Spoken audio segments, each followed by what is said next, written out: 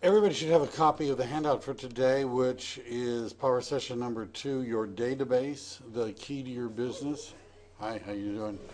Grab a handout if you're looking for a handout.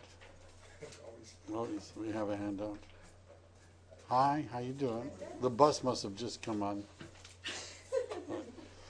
There's a ticket. Here, one handout. Is the same handout? No, Okay. you're going to get, I wish. All right. Today is Power Session number 2, your database. This one is really fun, and the schedule is a little bit different, but you've got all that in your handout. One of the things that we talked about on Monday in lesson number 1, session number 1, which I'm going to talk about, I have to admit, pretty much every single time, is something called the Daily 10-4. And I may have mentioned that most of the people who start out on a real estate career drop out. And the statistics from the National Association of Realtors are that about 70% of the people who start paying dues to the real estate board after 18 months are no longer paying dues to the real estate board. And the Department of Real Estate is somewhat coy about releasing their statistics, but it sort of looks like that only about 10% of the people who get a real estate license at the end of 4 years renew their real estate license. So 70% of the people drop out in 18 months, and about 90% of the people drop out in 4 years. As I mentioned, this is not early retirement, right? What's going on here isn't that they made so much money in real estate that they didn't have to work anymore. It's that they didn't make enough money to keep paying their board dues or to justify going through the process of renewing their real estate license. According to the California Association of Realtors, somewhere in the neighborhood of 87% of all of the commissions are made by 13% of the agents. You've heard of the 80-20 rule. This is more like 90-10, right? You know what the problem with the 80-20 rule is. I don't know if everybody's heard of the 80-20 rule. 80% of the agents, what they're 20% of the real estate agents make 80% of the money. That also means that 80% of the real estate agents make 20% of the money. Right? And according to the CAR, those numbers might be a little bit skewed. What is it that separates the people that are making a lot of money from the people that aren't making any money? And that's what we're talking about, right? And the problem is that the people who do not make it in real estate do not talk to enough people. Right, you understand the fundamental problem is they don't treat it like a business. They don't treat it like a job. They don't show up. They don't show up on time. They don't block their time to do certain things. They don't do the things that they're supposed to be doing. It's being an independent contractor. People say, well, I'm an independent contractor. I'm going to be creative. I'm going to do it my way. And most people don't talk to enough people. They don't spend time every day. Now, what I'm suggesting, and I don't have this written down, but we're talking about the 4 habits.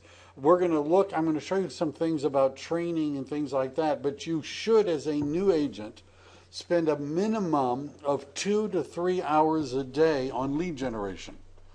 My example before was a 20-hour work week. I sort of lied. At the beginning, you might need to work at least 6 to 8 hours.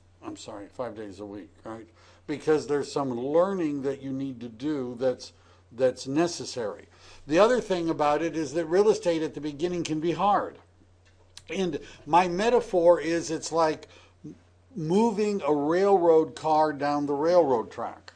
As the car is sitting still, the amount of effort, the amount of push that is necessary in order to get it to move is very high. A lot of push to very little movement. But once it starts to move, it takes less push to keep it moving.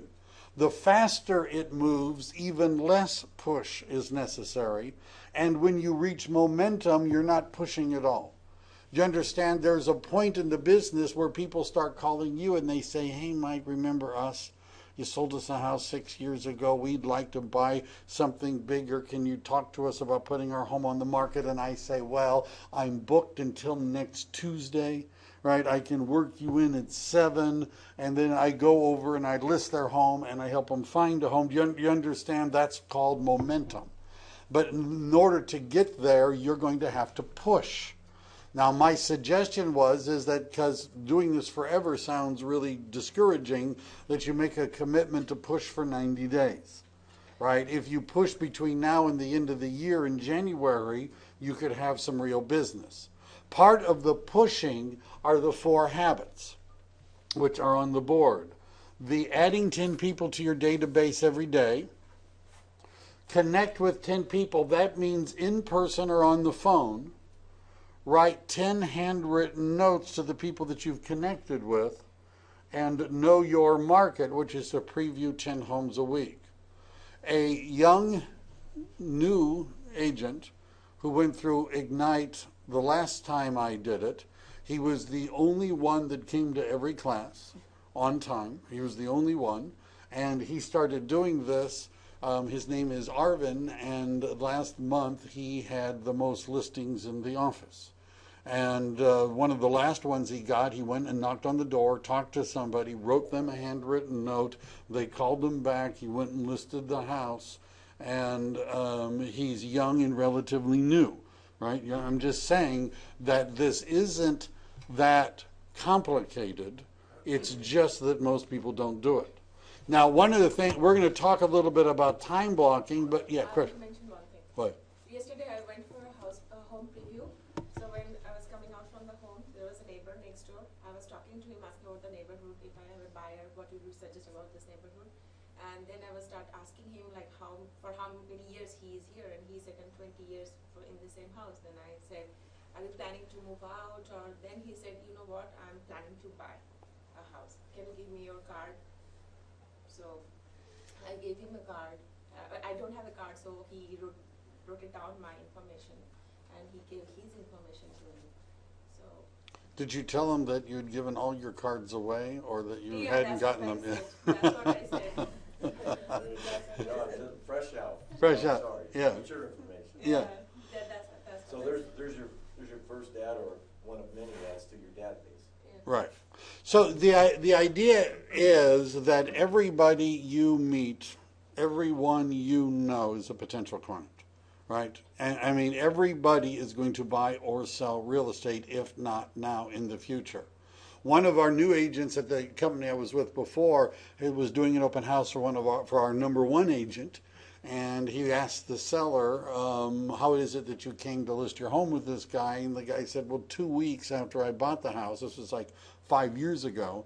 He said 2 weeks after I bought the house, I was outside, and the guy was talking to me, and he asked, when do you plan on selling? He said, well, I just bought it 2 weeks ago and just moved in. He said, I heard from him every month for the last 5 years, every month. And now I'm selling my house, and he's the agent. We're going to talk about that system. So you understand, people, anywhere you meet people, right, you're going to find potential clients. But the fortune, as I mentioned, is in the follow-up. Not everybody that you meet is ready to buy or sell now, right? You understand? But they will be. Now, when we're going through this, it says get your head in the game. Your database is your most valuable business asset. All right? We're going to talk about this. The analogy that they give, it's like having a car and having a car's engine. You have to maintain it. You have to give it fuel. You have to have a maintenance schedule. You also need to do the same thing for your database so you keep moving forward. You need to get it fueled with new leads. Let me see if I can. You need to keep it fueled with new leads and a follow-up schedule. This is an important, we're going to talk about this. It's much more than a list of contacts. It is, I like this phrase, a living record of all your business relationships, current and potential. It's a living record.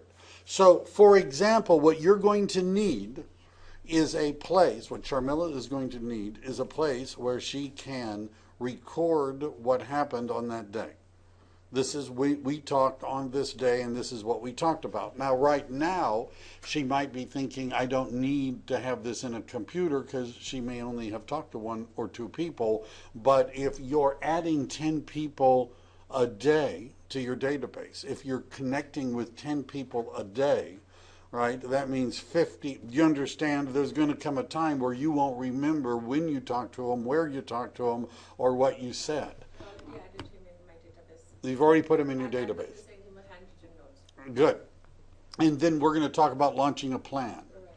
Right. It's also a tool to nurture and manage those relationships, to schedule and track every action. We're going to look actually at the system. A powerful database produces leads. There's an internet marketing concept that the millions are in the list. And you're going to want to develop a list and do a predictable, consistent follow-up. Tony DiCello, he was at the Mega Camp that we went to. He's the director of MAPS. MAPS is a coaching program for Keller Williams called Mega Agent Productivity Systems. 7 years in a row, he closed 100 contracts from a database of 1,100 names. Right? Now, if you talk to 10 people a day, 5 days a week, that would be 50 a week times 50 weeks would be 2,500 people, right? So now we're going to talk about what kind of, you understand 1,000 of the right names is, you understand, he communicated with them 30 to 35 times a year. We're going to talk about the 33 touch system that Keller Williams uses, and that consisted of 2 mailings and 1 phone call every month. His average was $5,000 per closing. Ours would be closer to 15. And he made $500,000 in commission checks. Remember, our sales price is 3 times as high as the one he had. And well, he did well. He says that he's perplexed by the number of agents who do not have a database. The top 2 excuses that it takes too much time to get organized and it is too expensive. I'm a real estate coach. Agents talk to me and I get them to log into their kw.com and it says my leads 0, my contacts 0. They've put no one in the system. Right? They'll say, well, I use Yahoo for my email and everybody is there. What you're going to need to do, and I'm going to show you how to find out how you want to export all of those people and import them into your Keller Williams database. I'm just telling you, right? You understand the idea that you've got them in your cell phone, but they're not in this database is a big mistake. Because what the database is going to allow you to do is to schedule timed follow-up campaigns. We're going to look at that. It says here, it's when you really work your database, it's the foundation of your business. You don't even need money. You can email everything, newsletters, video. I'm going to show you how to do some of that today.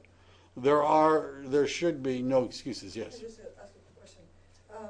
I have a Yahoo account for email. Should I get a Google account? Yes. Yeah. Okay. Right, yes. What I'm going to show you some videos I have on this, first of all, we're in Silicon Valley, right? And if you're talking to people that are sophisticated and you tell them that you're really good at internet marketing and you then send them an email from AOL or Yahoo, they know you are not sophisticated at internet marketing, right?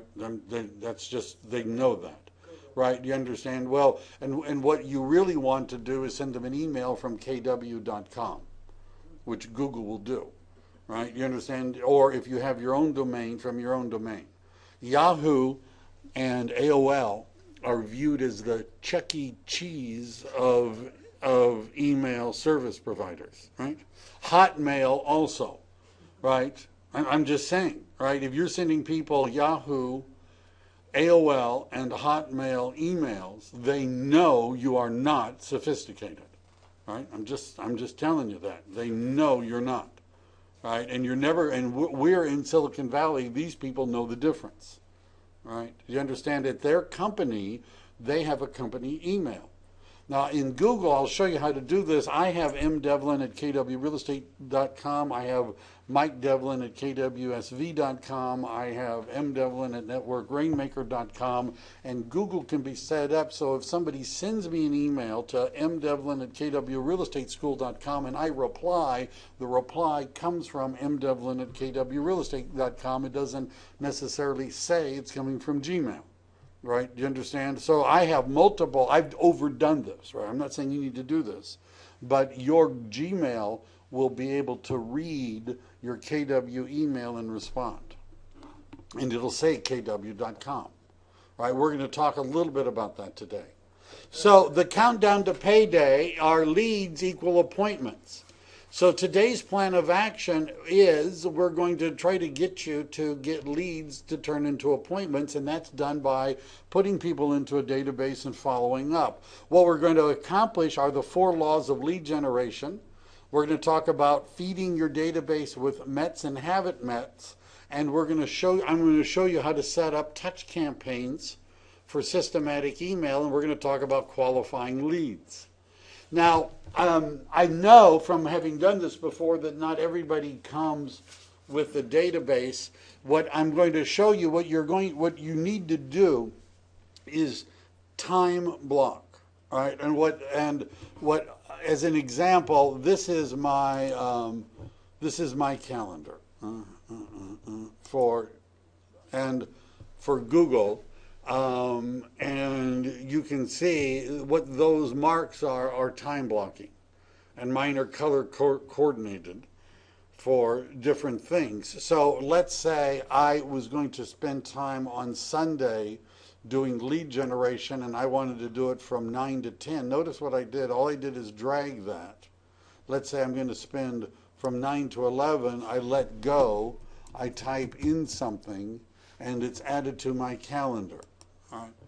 So what you want to do is and by the way, and I'm going to show you how you can get, I've made videos on how to set this up. Mine shows the next 7 days, right? And so it's always rolling forward, showing me the 7 days, including today. It's tied into your phone. And then this works on any smartphone. And it'll send me reminders. And I can make a change on my phone, and the changes on my computer, I change on the computer, it changes on the phone. Right? So what you're going to want to do is you're going to want to sit down. You get what you inspect, not what you expect. Right? You understand? What you're going to want to do is sit down and plan out your week. Right? And the times that you're in classes and that you're at team meetings, you're going to block that. But then you're going to block time to work on your database, to import people, to talk to people, to do the different things that I would like you to do, right? And we're going to go, you understand? And then what you should do is treat this like it was a job for which you would be fired if you didn't show up and do it. You understand? Those are the people that have that self-discipline are the ones that make money in real estate. I just have to, for your business, building and managing your database is something you have to do for the entirety of your career, and it doesn't have to be complicated. There's a video which I thought was just fascinating, and I'll show you how to find it. Gary Keller explains his original lead generation system, which involved a great big cardboard box and 8.5 by 5 index cards. And he's showing somebody how he, organized them and things like that, and that he was putting names into them. He needed $500 to survive at this point. And he had gone home, and he was talking to his parents who were saying, well, why are you, and his father said, well, what are you doing, and he sat down with his father and he showed him all of the cards he had and the filing system and the people that were coming up next month and the month after and all that. And his father, after looking at it, said, I'll invest $500 in that box, right? You understand? I'll invest in that box. So there's I know subtlety is not my thing, but don't laugh at me. But But do you understand the money is in having a list of people in your database, right? You understand? If you have no one there, you're not going to be making much money.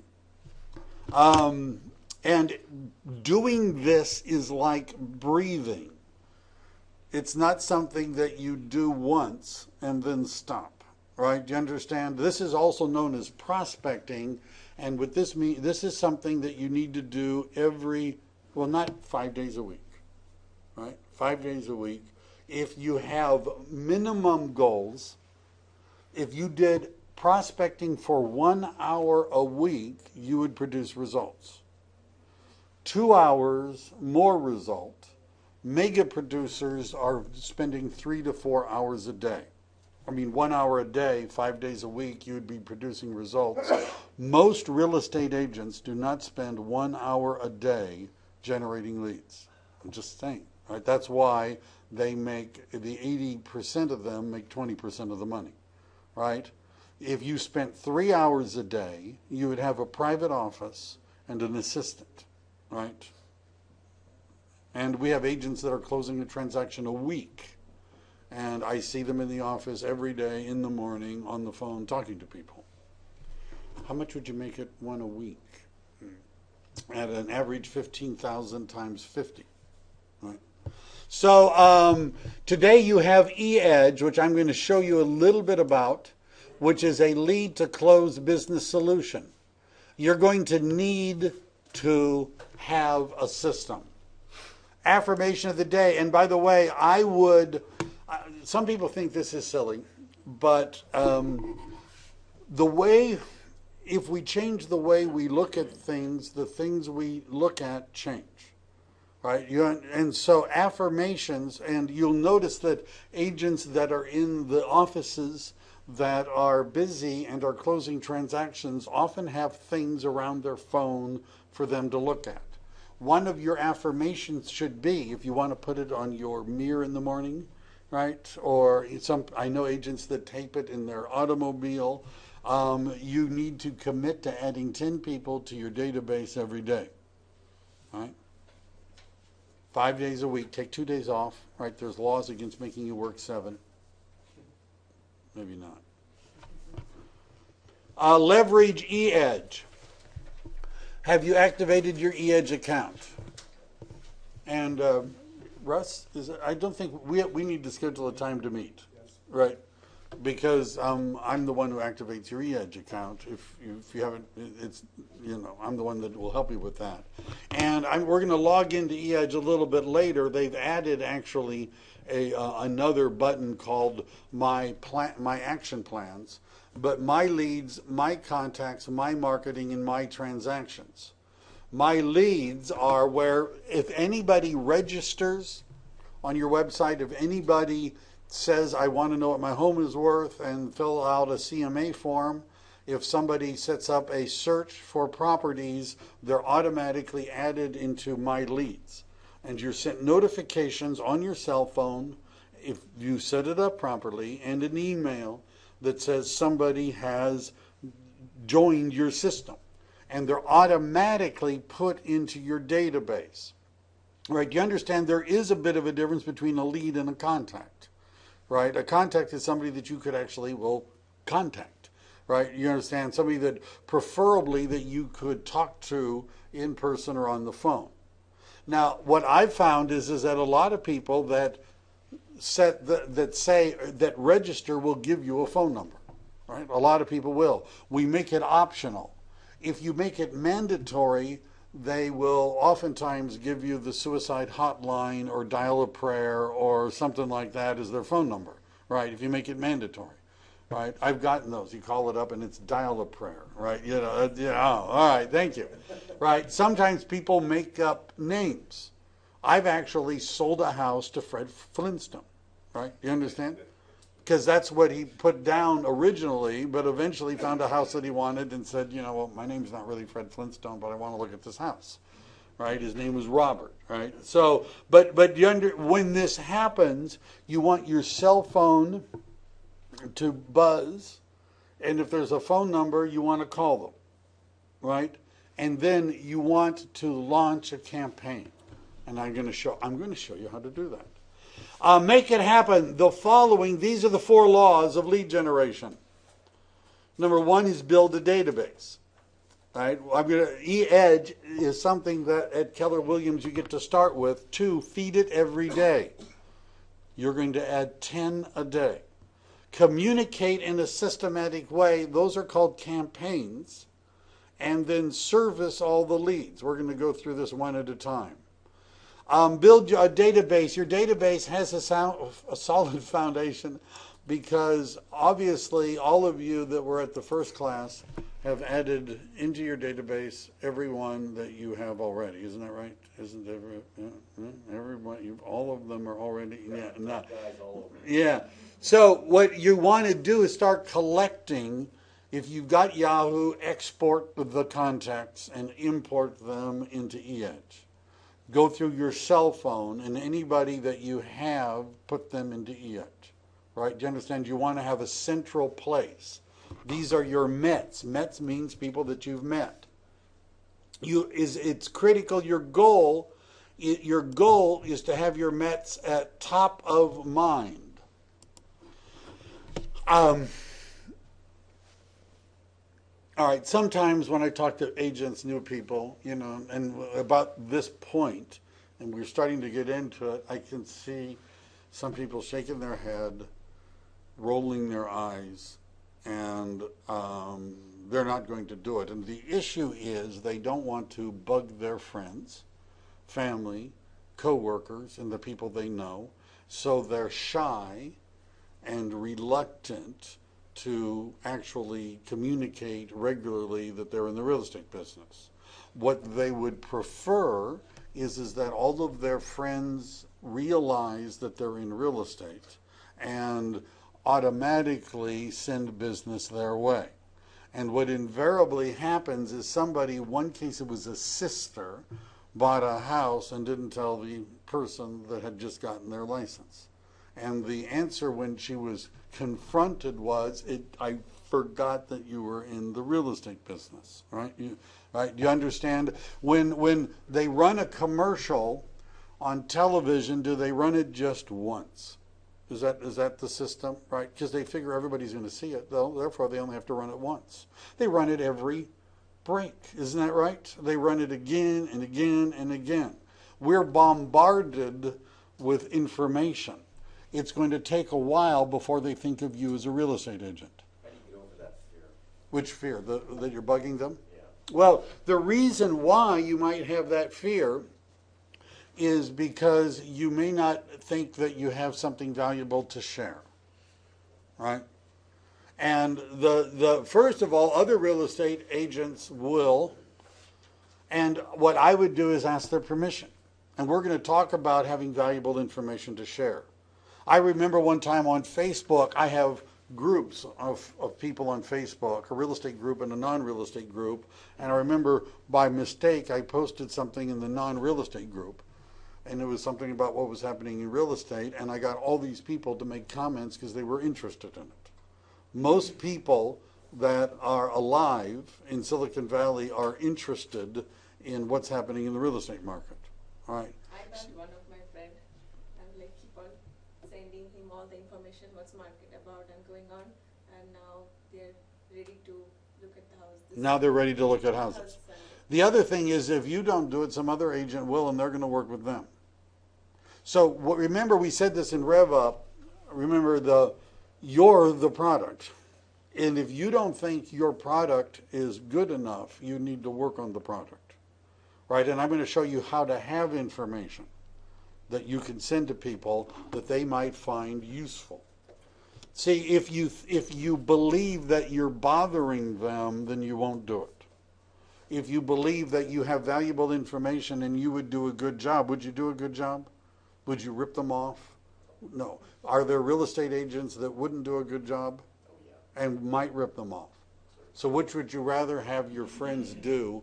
Roll the dice on someone they don't know or use you, right? You understand? You have to believe this because what this, by the way, is a reason why people don't make it. right? Do you understand? Because they won't talk to the people they know. Remember that first, from Rev Up, what percentage of buyers and sellers find their real estate agent through a referral from a friend or contact? Remember, it was like 40% of buyers and 60% of sellers. If you don't do this, you cut out half the potential business, right?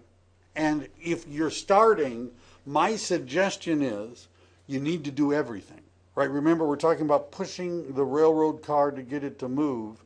You want to do everything to get it to move. My metaphor about the real estate business is a real estate metaphor, which is like building a house. The most expensive and difficult part is building the foundation. But you don't see it afterwards, right? You understand? Because you put a house on top of it. This, what we're talking about, is building the foundation. All right? So you don't bug them, but you do give them valuable and useful information about real estate. Right? And I have met many people in real estate who didn't make it because they wouldn't do this. If you can't work with people you already know, your chances of working with people you don't know is a lot less. Right? All right. This is why every time you're in contact with your Met, you give them a quick reminder and instructions on how to refer business with you. I used to say that the way people like me, I'm a professional realtor, and the reason the way people like me find business is through other people letting us know when they hear of somebody. Would you do that? All right. You'll learn more about it. Well, we're going to, on prospecting, we have scripts on how to do this. Haven't Mets are the general public as well as target groups of people with whom you would like to do business. Those are your haven't Mets. Target groups would be things like first-time home buyers, investors, move-up buyers, a particular geographic area, a particular type of property, condos or townhomes. We're going to talk about this. Law 1 is create a database. Law 2 is feed the database. Every time you get a new name, either a referral or you add them to your database immediately.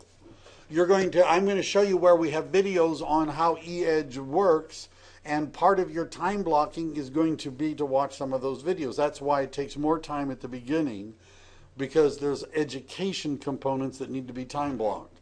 This is the reason for the daily 10-4. If you do this for 90 days, remember I said you don't have to do it forever, just do it for 90 days, what you're going to find is that people are going to be saying, I want to buy a house. When can we meet? Think of the car again. Sometimes the car needs high-grade gas, sometimes low-grade gas. We're going to talk about high-grade gas we're going to talk about that in a minute. Feed your database by filling in as many blanks as possible in your database, and if appropriate, asking for referral business. Of all the people you know, who do you think is most likely to want to buy or sell real estate in the near future? Notice that question is not. Now, there's different ways of asking questions. One trainer, I said, he used to talk about having this meter around your neck, which he called the guts meter. And basically what it was a little, the lever would move depending on how much guts it took to ask the question, right? You understand? And the more that you could make the meter move, the better it was. So I could say, do you know anybody that's thinking of buying or selling a house? And they're going to say, no. No, not right now. Can't think of anybody, right? Now that moves a little bit, right? But how about this if I said, of the people you do know, who do you think is most likely to be in the market to buy or sell a house? Now, do you understand? That moves the meter a little bit. I'm assuming they know someone. And I'm not asking them for yes or no. I'm asking for a name. Right? You see the difference between those two. Now, if you want to start slow, that's fine. But I'm saying that I went from asking people, do you plan on selling your home in the near future, to asking people, when do you plan on selling your home? Right? Do you understand that? The second way is more a little sharper. But this is not a yes or no question. When do you plan on selling your home? How long have you lived here? Really, that's great. When do you plan on selling? All right. It doesn't have to be a difficult question, right? When do you plan on selling? I Right? plan on staying here forever. Great. Who do you know that's most likely to be selling in the near future? Right? And sometimes people will say this, but they don't mean it. Right? You understand? We go to Nordstrom's to buy something. Right? There's a party coming up. Need a new suit. Need a new dress. We go there with the intention to buy something. We walk in. The salesperson comes up to us and says, "Can I help you?" And we say, "No, thanks. I'm just looking," which is a lie. Isn't that true? Right? We're not just looking. We're there to buy something. Right? But we say that. And now there will be two reactions by the salesperson. One, they'll go back to reading their newspaper, right? Or two, they're going to say, "That's great. Take your time. Look around. By the way, what was it what was it that you're looking for?" Right? Just looking at what? Right? Do you understand? And then pretty soon they're helping you pick out stuff and sending you in to try stuff on, right? You understand? This is called a stall. Right, and we're going to talk more about objections in closing, but a stall is something that we naturally say to push the salesperson away. Don't let it bother you. They say, "I'm going to stay here I had a guy say, "When do you plan on selling your home?" He said, "Never," right? And I said, "Fine, that's great." And I kept talking to him, and in 2 years I'd listed the guy's house, right? All right. During using the scripts, we have scripts. Call contacts in your database. Call as many as you can. Time block and call. If you leave a message, does this count? No, it does not. It's an actual dialogue, right? So you can leave messages, but remember for your daily 10-4 that connect with 10 people, a message does not count. Now remember, if you have 3 hours, can you in 3 hours talk to 10 people? How many is that a minute? How many minutes? That's a lot you get a lot of minutes. Could you manage to talk to 10 people in 3 hours and put 10 people into a computer? You understand? You could do this in an hour, right? Do you understand? You could do this in an hour. This is the script that we did in Ignite. A call sheet. I'm not going to. We don't have time to go through all of the role playing, but what you need to do is practice. My suggestion is you practice reading these scripts aloud. Right? If you can find somebody to practice with them. Even if you don't like the words, practice them, because what will happen is you'll get stuck and the words will come out because you've practiced saying them. I learned, because I've done this a lot, how to read things in my head and have them come out when I say them. Most of us are not good at that. You understand? Our mind reads it and we pronounce every word perfectly. But when we say it, it doesn't come out that way. Right? Do you understand? Reading it without reading it aloud is not the same. Right? And so what you need to do is to practice reading these scripts. And then you should send notes to the people, handwritten notes. You should do this before the post office closes for good. And here's a sample of what you might want to write. By the way, this agent who went through my Ignite class sent me a handwritten note. Right after this, I got one note from somebody. He was practicing, right? He said, "Thank you for the great class. I really enjoyed it." And I got this note. It was in the mail, and he mailed it to me at the office, right? Do you understand? He put it in an envelope, put a stamp on it, put it in the outgoing mail, and it came back a couple of days later in my mailbox, right? I read it, right? You understand? So, Well, you never know, you might receive another thank you note. What? You might receive another thank you note From from somebody else. I might. Well, then that'll be 2 that I've gotten in the last 20 years. So, but you understand, if you're talking to people, you send them a handwritten note, you're going to be much more at the top of their mind. You should include a business card, stamp, and you can mail it from the Market Center. There's a handout there, I think. Oh, okay. I was wondering where you were. I'm sorry, never mind. I'm glad to see you. Calling a referral is to, this is assuming that somebody has given you a name of somebody that might be interested in buying or selling real estate.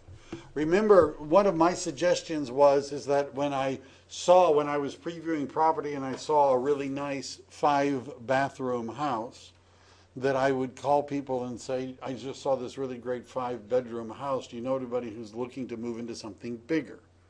Right? And then I learned to say, of all the people you know, who's most likely to be interested in moving into something bigger? And every once in a while, somebody would say, well, they just had triplets, you know, why don't you give them a call? They already, you know, I mean, so, but this is something that you want to practice if you get a name from someone, right? If somebody says, here's a referral. Chris Heller, mega agent, president of KW Worldwide, from San Diego, California, understands the power of a handwritten note. He systematically, to this day, he communicates systematically with a 33-touch campaign. We're going to look at that. Each of his 2,400 contacts gets 2 to 3 handwritten notes a year. He writes an average of 25 notes a day. Could you do that in 3 hours? Could you? There's still time, right? Get cramps. You get, it doesn't have to be long, and there's an actual picture of one of his handwritten notes. Press releases are something we could spend a lot more time on. The old idea was you write a press release and you send it to the local newspaper and they're going to publish it. They're not going to publish it. Right? I'm just telling you. San Jose Mercury, first of all, nobody, what's that? Right? A newspaper? Right? You know, for the younger agents, I have to explain to them that it's sort of like a blog, a newspaper, you know, only they've actually printed it out. And they look at me like, really? You know, if you have birds, they're good for the wrapping fish. But so people, San Jose Mercury even 30 years ago wouldn't publish a real estate agent's press release. However, if you were to Google search, now remember I talked about in Google setting up alerts, right? And one of my alerts, you can, I have a bunch of weird alerts. You don't want to look at my list, because I have way too many of them. But one of my alerts is for press release marketing.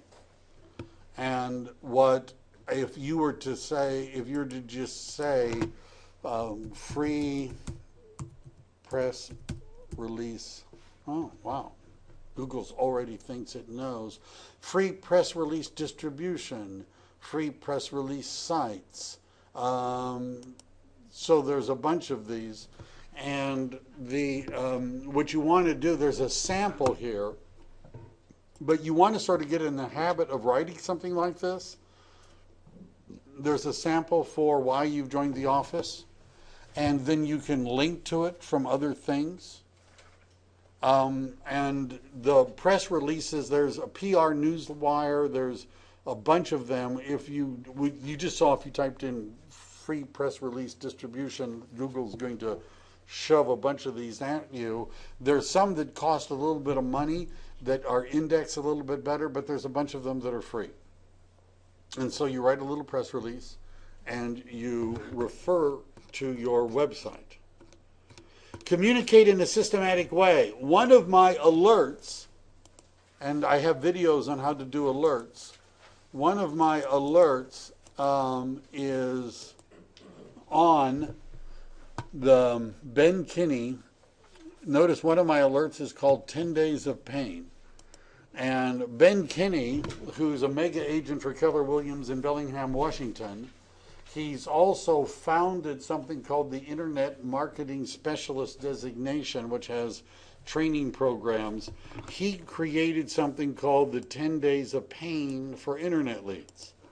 And by the way, there are videos on kw.com of examples of this. And what he does with this is that when a lead comes in from a website, he doesn't do, people always freak out. One agent told me, she said, I talked to my husband about this and he thinks that it's harassment. You know, and I'm not talking about putting your sister or cousin on this, right? But if somebody comes to your website and they set up a search. First of all, if they're doing a property search through your website, what is the likelihood that they're doing it from another agent's website as well? Or a third? Or a fourth? The National Association of Realtors survey of buyers found that typically they had 6 on average. 6 on average. That means, well, a bunch of them had more, right? So they're going to have a Redfin, pardon me? I'm sorry, six what? Searches with different, from different websites. So what they've done is they've gone to Realtor.com, they have yours, they have an Intero agent, a Coldwell Banker, because they don't want to miss anything. Redfin has a really cool program, Zillow, Trulia, Oodle. Yeah, I'm not kidding, I didn't make that one up. Right? Did you understand? So they have a whole bunch of them. Is it okay to register with Redfin?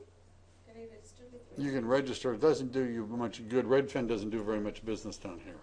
Redfin, for those of you who don't know, has a really cool site. They have heat maps and some other whistles and bells that nobody else really can match. What they do is that they have designated agents. Almost no one in San Jose. Virtually nothing in our market. They started in Washington State, Seattle, and they have an office in San Francisco. And basically what they do is they give most of the commission to the buyer or seller, right? Their listing agents are salaried, and they do it for like a flat fee. Basically, we'll put it in the MLS, and the buyer's agents give a lot of the money that they make back to the buyer, right? That's their model, yes. Well, you know, I was surprised yesterday, we were on tour, and we went to this gorgeous home by the country club in Almaden. It was Redfin. Yeah. But they don't talk to you, they don't interact with you, they just stand there. Right. They have very little business in our market. Heat map? A heat map is a visual display of a geographic area and with different colored blotches showing you where the market is hot, where it's not so hot, where it's cold. Anyhow, and Redfin gets all their information from, so the person who registers on your site is registered on a bunch of sites. You have to stand out. Right? How does Ben Kinney stand out? He sends them something every day for 10 days just to warm up. And there are copies. Lori Ballin, who's a mega agent with Keller Williams in Las Vegas, and by the way, you might have, when I was showing you my alerts, you'll notice that I have her on it. There's a Keller Williams video of her. She sends a short, I'm talking about less than 30-second video in an email once a day for 10 days. Basically saying, are you ready to come in and talk to us about buying a house yet? Right? Would you like to go look at homes yet? Give me a call. My name is Lori Ballin, and says her phone number. And each day it's slightly different. All of this is available. You know, you can get copies of these things. All right? But you understand, for you to stand out when they're getting stuff from 5 or 6 others. So a systematic communication plan for your contact database. A touch campaign is what we're talking about. What we mean by a touch is an email, a regular mail, a phone call, and the idea is to keep you in their mind. Ben says, in our experience, if you combine speed of response with consistent contact, your odds of converting a lead to an appointment increase exponentially. When do people expect to hear back from a real estate agent? When they register, and actually it's immediately, right? About 30-some% said immediately. If you contact them in the first 5 minutes, your chances of working with them have gone up by like 70%. Every 20 minutes you wait, you understand, your chances have gone down.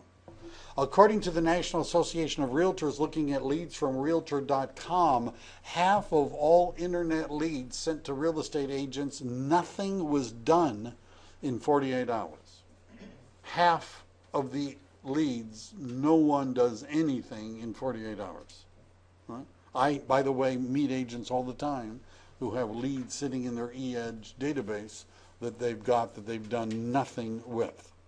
They've never called them, never emailed them, never done anything, right? And they don't have any. And then they tell me eEdge doesn't work. It doesn't work, right? You understand? Look at all these people I got there. Nobody's calling me to say I want to buy. So do you understand about be systematic about making regular contacts? Stay on top of them. 8x8 and 33 touch. I'm about to go to the online and show you what this looks like.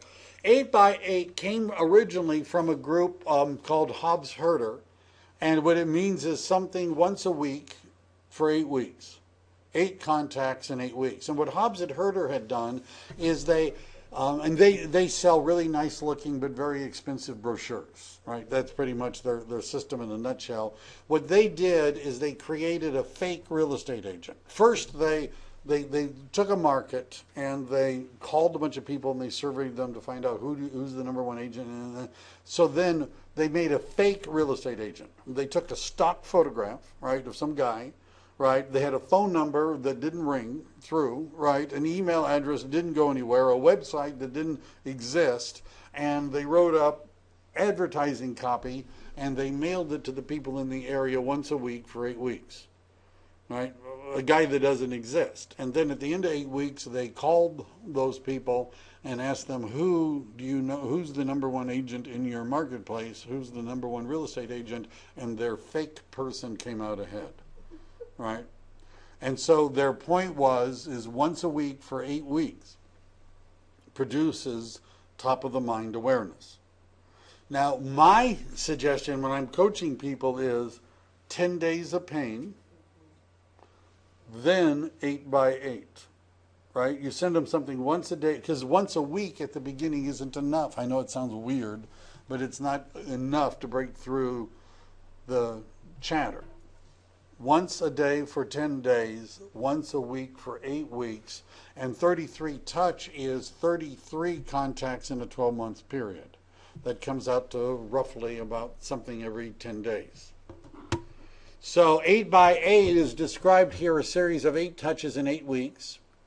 Personal visits, drop-bys, phone calls, items of value, handwritten notes, and 33 touches, 14 mailings, 8 thank you cards, 3 phone calls, 4 personal observance days, 4 holiday cards.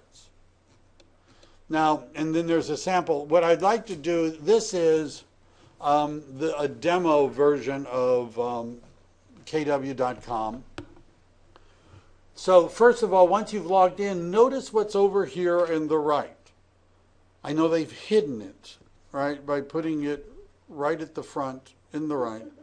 It says these are webinars that are done every week by Keller Williams. Right? Every Monday is called New Agent Monday, and there's a introduction to the KW technology system. This is a really important component. Notice on October 11th, which is today at noon, there's Make New Clients and Keep the Old. And then there's New Agent Monday coming up on Monday, which is your first steps using KW technology. This is the basic login, my leads, my marketing, my transactions, my contacts, my email, and my tasks, action plans, right, which is something new.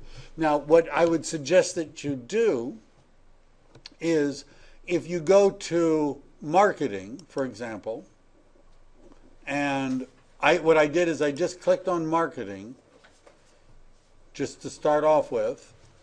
There's a section for agents about marketing my business and marketing my listings. Let's go back here first. Let's just start with this button, right? Because those are tools. Notice it says My Marketing. And notice there's this little plus sign. People always say, well, how do I create marketing materials and how do I create a campaign? You go to My Marketing and you click on the plus sign. Let's go to Create Marketing Materials. And my purpose is not to show you how to do this, but look at this list over here. Flyers, buyer presentations, listing presentations, postcards, and newsletters, pre-built market analysis. Some of these where it says pro, it means a pro version, but you can do all of this easily through the basic e-greetings. There are door hangers, greeting cards. You get the idea. Now, yes, question. I went in there the other day and it says some of it not available. Well, they're adding stuff all the time, and some of it, they're adding stuff all the time, Okay. right? So some of it is seasonal. So, for example, a property flyer, when I click on it, you see here are all these property flyers that come up. What you're going to want to do, and remember we talked about time blocking, there's two different things that you ought to look at. First of all, it says education, and one of the choices is KW Connect, which opens up in a new window. And there's a button that says agents. And when you click on this, you're going to find the mother lode of the KW University courses online. Just take a peek at that. Right. So what I'm suggesting that you do, remember 8 hours a day for 90 days, you spend an hour a day watching some of this every day. It's really not bad. It- No, seriously, it's interesting. It's interesting. It's really good if you have insomnia. No, I'm just kidding. I thought that was what your. That's what my videos are for. Yes, thank you very much. You're welcome. And so even on websites, all right, and the other thing that I suggest you do is you go to resources. So did everybody see that? I went to Education and KW Connect. And by the way, if you take the New Agent Monday, they're going to probably walk you through all this. If you go to technology or resources, it doesn't really matter. Let's go to resources and go to eEdge. eEdge is this back-end system, and it takes a little while.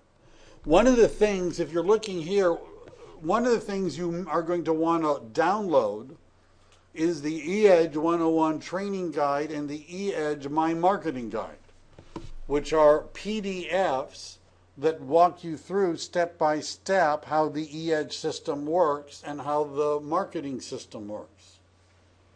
But I also would recommend that you click on archived trainings. And then this is a different list.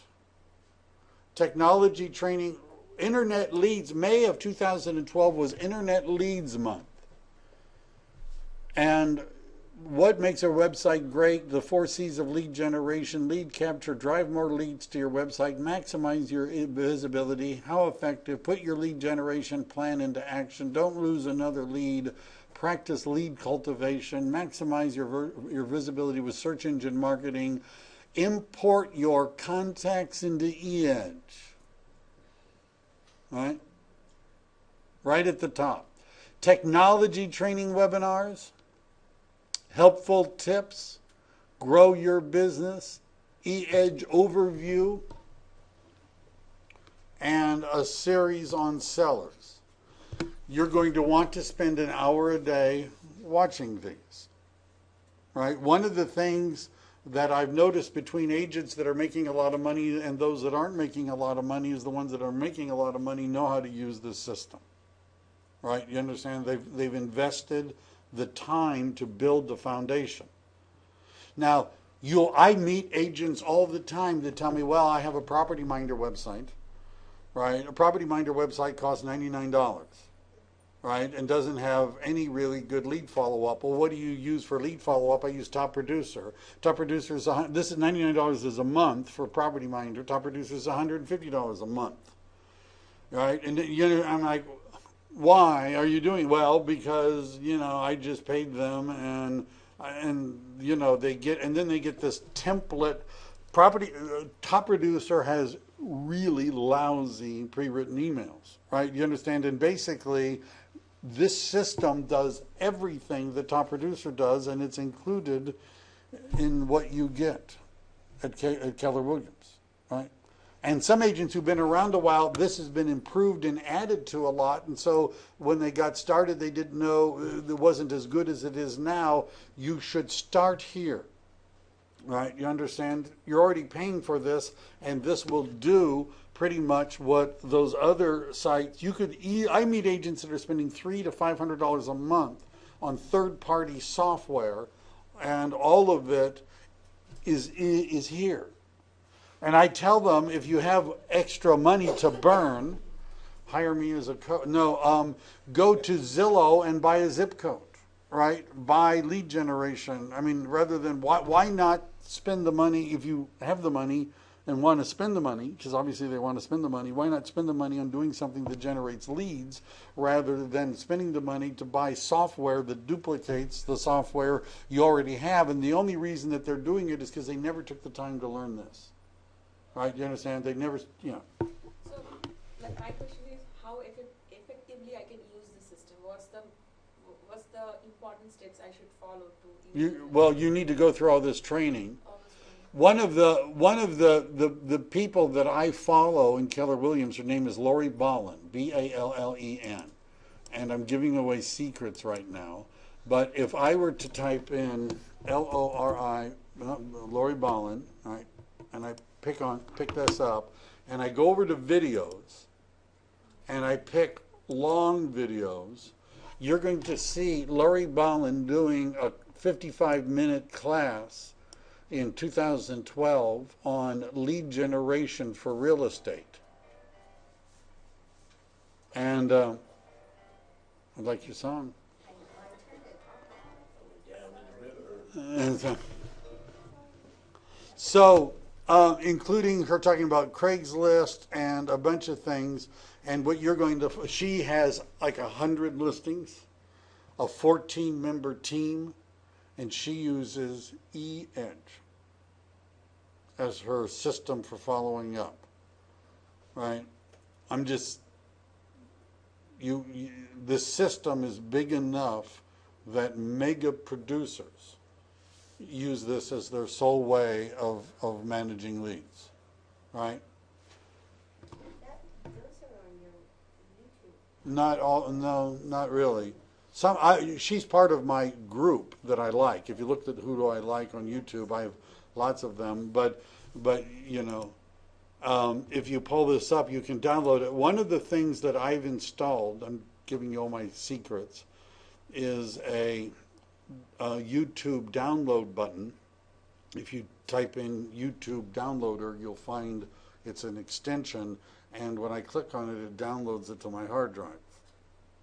So it's a file I can watch whenever I want to, and I don't need to worry about bandwidth, because playing a 50-minute takes time, right? You understand?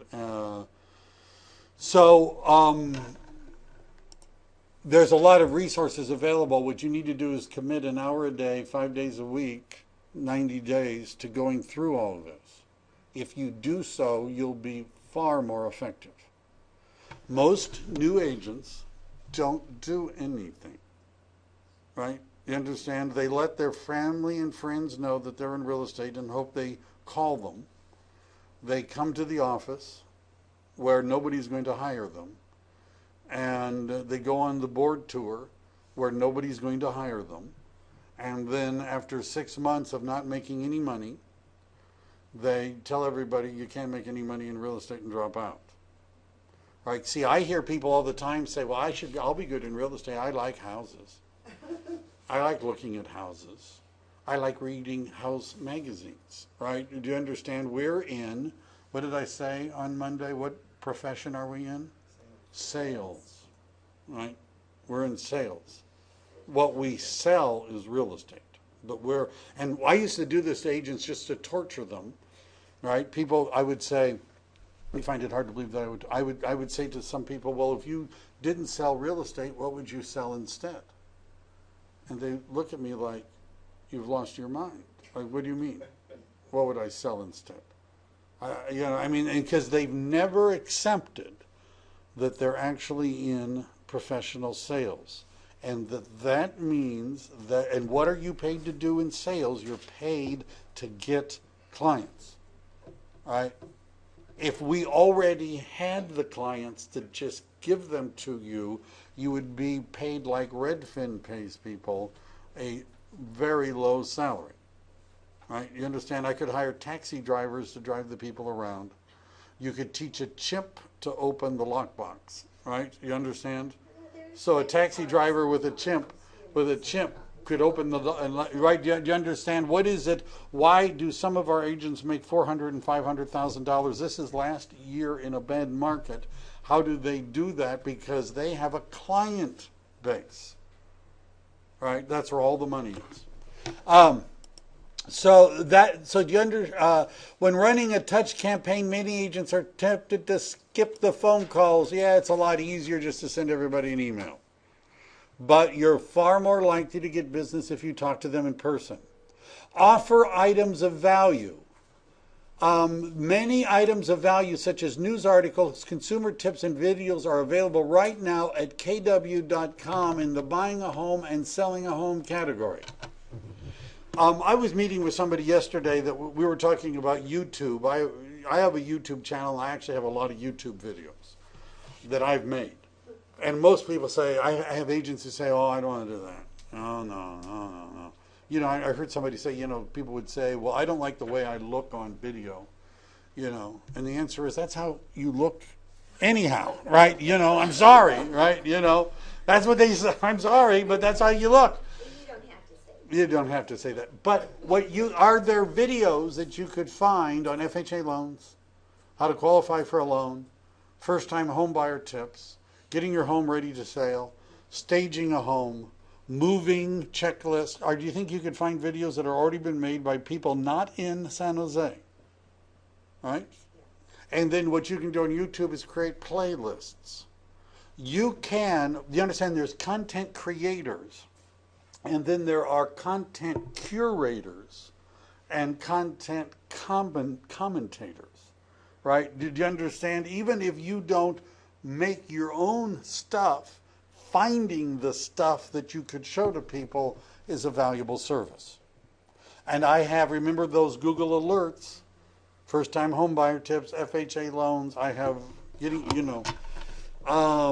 so uncover useful market information. Where would you ever find that? All right. This is the multiple listing service. All right. I've logged into the MLS. This is what you see. I don't have this particular one set up on this account, but you need to learn what's called RPR, but we're not going to do that right now. What you would do is you go to Matrix Search, and it wants me to log in again. All right, hold on. It's been a while. I have to... How do you remember, where do you put all of the passwords and stuff? There are thousands of login names. I use... Use that thing on the app. Yeah, but the MLS will not allow it to work because they won't allow you to paste in your username and password. And they just won't let you do it. So, and they log you out after a couple of minutes. All right, so we go to Matrix Search. We hit continue. Mine looks different because I have a login that involves all the offices. So it looks different. I'm going to move that over. See that says Market Watch here? This little graph and chart? This can be customized, so it shows different things. And one of the programs you're going to want is a screen capture tool. A screen capture tool. And there's some that are built into Windows, but one that I like is called DuckLink. DuckLink. And I'm launching. This is what happens when you launch DuckLink. And it allows me to do all these different things. I'm going to pick a region, and all of the screen capture tools look like this. And if I were to, notice I could change that to more than 24 hours. I could change that to a week. When I've done this, I've now created, that's an image that I could paste into something. Right? Now, I'm not going to do this right now, but So I could change this to a 7-day little, right? I can modify this. You can change in Matrix what you see here, right? And this particular account hasn't done very much. But what you do is you go to statistics and residential, and let's say single family homes, you could pick condos, mobile homes. You could pick an area. Blossom Valley is area 12. It's an area I used to farm. And then these are preset graphs and charts. Days to sell over time, why not? We click on that, we hit generate, and it produces a graph. If you want to know what the data actually is, it produces that, which you could copy and paste into an article. And if you take this chart, you could either use DuckLink to capture it or right-click and go Save Image As, and it gives you you have to sort of say what it is to remember, but it's going to save that chart as an image, which you could now import into something. Yes? So, do we have to be careful? I assume if we pull stuff off of MLS, we're okay to put it into a newsletter or... Yes. From other sources, do we have to be careful with respect to, copyright issues, or I just... A very good question. Do you have to be careful about copyright issues? The answer is yes. But where can you borrow from, right, without getting into trouble? One of the things that you have done, if you are a dues-paying member of our union, right, you've joined the Santa Clara County Association of Realtors, which gives you access to the California Association of Realtors site. And if you were to log in to that site and type in Client Direct, all as one word, this is what's going to pop up. And the first one is Client Direct. And you're going to read what it is. And basically, this is a newsletter, an electronic newsletter that's available for free from the California Association of Realtors, which they have ghost written for you. You can steal this stuff. Why? Because you've paid for it.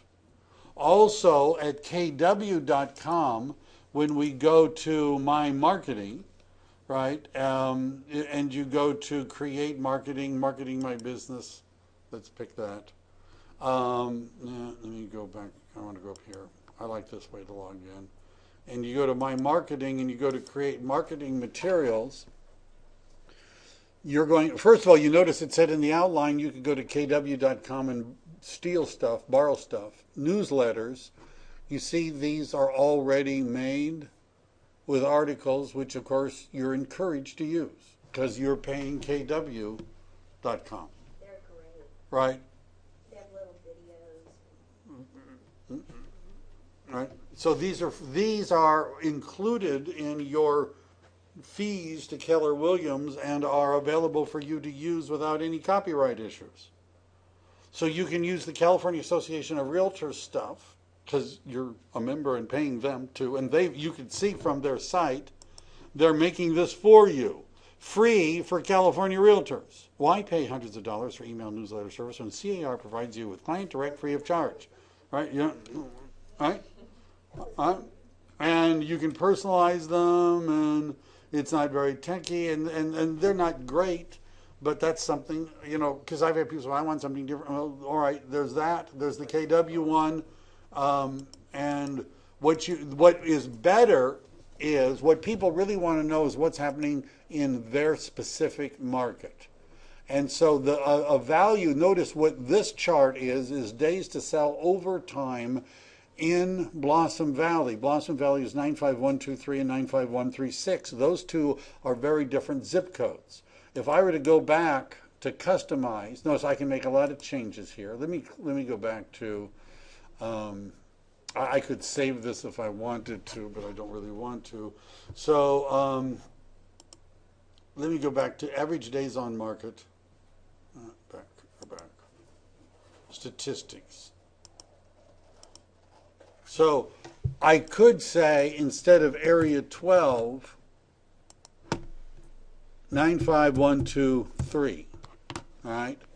Because that's one of the two Blossom Valley zip codes, average days on market and list to price ratio, and I hit generate, and it gives me a graph for that zip code. Which do you think clients are more interested in reading about? Generic California Association of Realtors stuff, generic Keller Williams stuff, or what's happening in their zip code, right? Probably, right? This takes more work, but it's far more valuable. And you can scale that down even farther to a neighborhood. Yes, that's a little, you're raising the bar for me. So what you would do is if you do a search, and this is useful because you need to have useful information, right? So what I do is, let's say you want to do what's happening in the market for a particular neighborhood. So I usually do statuses 1 through 5. People don't like it that you publish that their listing expired, canceled, and withdrew. Right? They don't like it. But let's say I want to do single-family homes, and in area I could do a map search. And so I used to farm what was called the Indian streets. And the Indian streets, let me see if I can find this.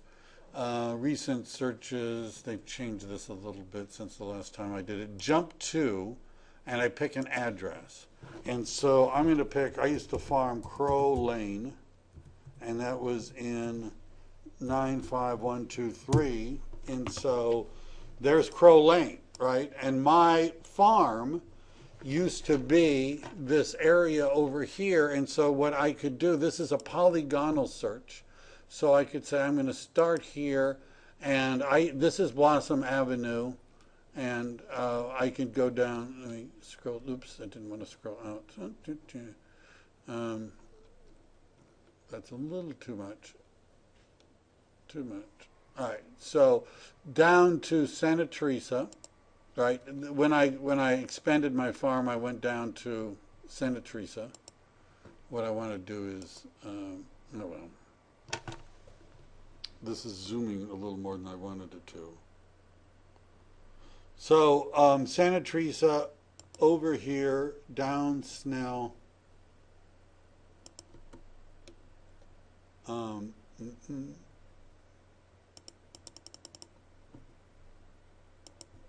then back. Let me go back up. Over here, here, and back. All right. So now I've done just that area. And if I hit, notice what popped up down here is statistics. And when I click on this, it's going to give me charts or tabs that I could look at that's going to show me, right, we're back, notice those presets? Right?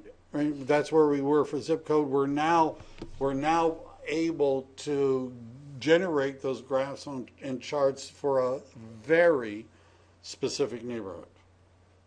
I did that kind of fast. I know there are videos on the YouTube. The MLS has videos on how to use Matrix.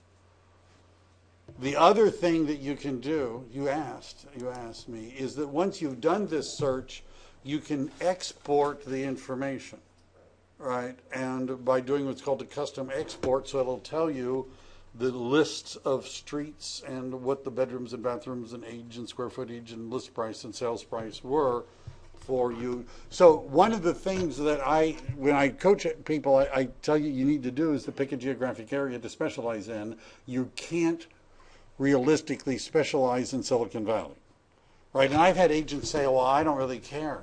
Milpitas, Morgan Hill, Modesto, I don't care. Mountain View, anything with an M, Monterey, I don't care, right? Well, you understand the floodlight is not as intense as a laser beam, right? And people are going to be, you see, what I just did, that particular one, people in that area would care about that, right? So, for example, if you knew people that were friends, one of the things I used to offer people, what I called were perpetual property evaluations. And I would set it up in the MLS so that anything that happened like their home that came on the market, went pending, sold, everything, they would be automatically notified without having to do research on their own. Right. That's really valuable. Right. right? All of this is so, oh my gosh, is he saying I have to learn the MLS system also, right? Do you understand why a lot of people drop out of real estate? I'm talking about spending time learning the Keller Williams database system, to learn about sales training and marketing. I'm talking about learning how to use the multiple listing service. Practicing the scripts, Practicing scripts. lead generation. Lead generation, right? And most people just give up. But you don't, I've done this. I used to teach matrix classes. You understand, once you've done this a few times, it becomes really easy. Plus, you can save this search. Once you did that polygon thing, you could save that and call it your Blossom Valley Farm, right? And then next time, you don't have to go and do all that. You just do it one time and you've saved it. You can create graphs and charts. You could do a newsletter that you could hand out to people that shows who. My newsletter used to say, look what your neighbors have been up to. Right, and I would have a list of ones that were actives that had sold. And there was a guy who was kind of creepy, I guess, with binoculars. But right. But you understand, they've surveyed homeowners. That's the number one thing they want. They don't want your Aunt Mabel's apple strudel recipe. Right? You understand, that never makes the list. They want to know what's going on in their market. Question? Yeah. Crime stats for an area? Don't do it. Okay. Right? Don't do it. What you should do is be prepared to let people know where they could find that information. Right? There's a difference between you being the information and you being the source and you being the source of the source.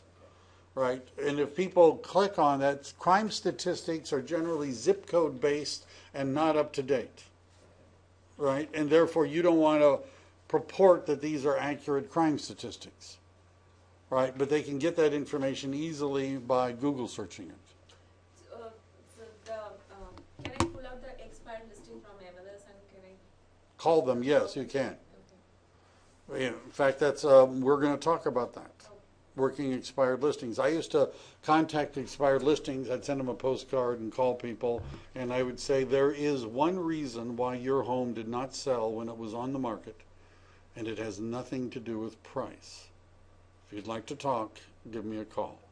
Right? Because everybody else has been telling them you should have lowered your price, lower your price, lower your price. Right? Which is not what they want to hear. Right? So what should I write in that note, that particular note, when I'm sending the note? Tell them to expired call listings? you. Call me. Yeah, and talk to you. And then you make an appointment. And then we can talk about what to say. The answer to what is it, other than price, that caused their homes not to sell, what I would say is the mistake you made is you hired a listing agent to list your home. You did not hire a marketing agent to market your home. And so I talk to them in terms of marketing. Pricing is a strategy in marketing. Right? Price is not a fixed thing. Don't the stores you go to change their prices all the time? Have sales, give you coupons. It's not a fixed thing. Right? It depends upon what your goals are, and it should be part of a marketing strategy. Most people that list homes just list a home. The 4 Ps. You know, this is the most typical real estate agent marketing system. They plead for the listing. They place it in the multiple listing service. They pound in a for sale sign, and then they pray that it's going to sell. Right? And that's really what most agents do. Go ahead. Sorry, and when I will call those expired listing, what should I say? We have scripts. Scripts. Yes, we do. And I have other scripts besides the ones we have, but they're all pretty much the same. Is here? Yes, they're. I showed you where to get Ignite. To download it, you go to kw.com, type in Ignite. You can download all of the handouts. We're coming up on prospecting. I don't know which one it is. It could be tomorrow. I don't know. I don't look at the schedule as well as I should, but it's coming up. Jeff sent out a bunch of information about scripts this week. Jeff, All right. yeah. So what we're going to do, it's 10:30. I just want to finish this off, right? Is that all right? And then so we're gonna take all of our breaks at the end. Is that all right? What? We're only got 30. So what? First of all, I want you to realize that you have access to valuable content. And remember, time blocking, one of the things that I suggested that you do is spend some time learning the business. Not only should you find videos that people have made, you ought to watch some of them. What would you say to first-time home buyers? And by the way, one of the things that I suggest that you do, I think for new agents, first-time home buyers are good, right? Because they're not as sophisticated. They don't have agents that they've worked with before. They're going to buy and sell. Again, they'll sell as soon as they possibly can. And the other thing about that is that it's impossible at the beginning for you to learn every kind of loan there is, because there are an unlimited number of loans. If you go to the marketing meetings, you'll notice that every time you go, some lender says we have a new product, right? Every week there's a new product. So what you want to do is make friends with a loan agent and say, could you talk to me about a first time, your best, most popular first time home buyer loan program, right? They're going to say yes to this, by the way. And what I'm suggesting that you do is you learn and understand one loan program to start with.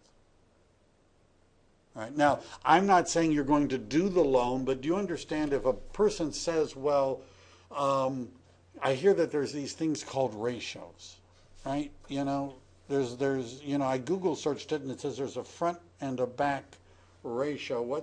What's that? And you say, I don't know. I don't do loans. And then they say, oh, well, how much of a down payment are we going to need to buy a home? And you say, I don't know, but I have a business card for somebody who's in the loan business that can answer your questions. Now, do you understand? You don't get too many I don't knows before they find an agent who knows, right? Do you understand? You don't get too many of those. And it's true, eventually you want to meet with the loan agent so the loan agent can run their credit and do everything necessary to pre-approve them, but you need to be reasonably articulate in explaining how the system works. Otherwise, people won't want to work with you. Why does somebody want to work with a real estate agent? One, they know the market. What's for sale? Remember, I talked about this previewing listings. How well do you know the market? Two, you understand financing and can direct them to the loan that's going to get them the most house for the least amount of money.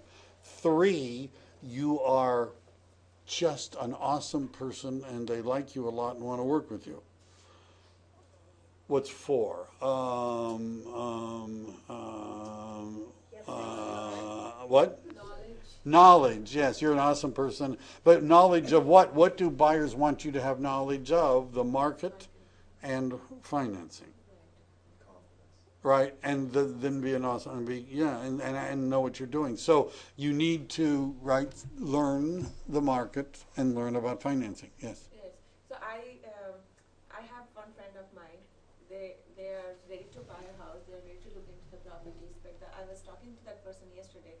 What he was saying, like, I sent the lender information, lender contact name and number to him. So he's ready to contact that lender. But for the time being, he didn't go for the pre-approval thing because he's kind of scared, like, if, let's say, like in 15 days, he didn't find a property which he likes, the lender will pull out his credit and then his point, like, it will hurt his credit, so he's kind of, like, scared. He's saying, like, once I find the property, then I'll go for the pre-approval. Right. Which lender did you send him to?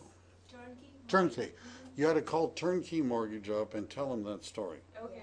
First of all, it's possible for, what they're saying is if there's too many credit checks, Right. that it affects my credit. However, there's a way, that depends upon what kind of credit check it is. Okay. Right? And so many people, when they're thinking of buying a home, talk to more than one lender. Right? Does that mean if they talk to 3 lenders that they're now have their credit ruined because 3 lenders have run? No, it doesn't mean that. Oh, okay. Right? So if it depends upon who's running the credit check as to whether or not it counts as a point against them, right? Okay. You understand? So if you're applying for loans, let's say for credit cards and things like that, unsecured, those type of things, that's not a good sign, right? Because they think you need the money.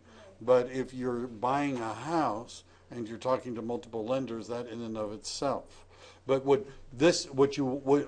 because this is a good learning experience, call David or Mike and tell them the story and listen to their answer, Okay, right? okay. So can I still show them the house? Sure, show them a house. Okay. Because what will happen, this is what we were talking about, it's an emotional decision. When they find the house they want, they're going to want to buy it. And so right now you're talking in the abstract to them. Find them a house they fall in love with, they're going to want to talk to a loan agent, right? So sometimes you have to do that first, Okay. right? All right. All right. So this you're going to right. This is I'm going to hit. You're going to spend time to learn how to use eEdge. Isn't that right? Is that? I was wondering if you were. No, Just, well, I didn't want to interrupt. yeah. Go ahead. I will. Like when we've been doing open houses and things, that the selling agent has been saying or has mentioned that if individuals coming through that are serious about buying need to already be pre-approved in order to be able to have their offer accepted. Right. In today's market, if you don't have a pre-approval, most listing agents and certainly all banks and all short sale listings will not even consider your offer. Right. This isn't an option. Right. And also, they need to know exactly how much they can afford. Right. And what their payments are going to, they need to know this. They need to go through this process. So talk to Mike Henning, tell him what your client said, listen to what they say. Right. And then share that with them. I faced so many difficult questions that. Let's say about this person, when I was saying the market is good, it's bad, and the sellers both for buyer side is historically low, the interest rate. And then he asked me why the seller is selling now the property. Why are they selling? Why they're selling. Right. Well, that's the thing is that when they find a house they want to buy, as a selling agent, what you should do is call the listing agent and say, "Hi, I have somebody who's interested in buying the house. I was just wondering, do you have any other offers? Right? How much activity? Any offers so far? Any that fell through? Why is the seller selling?"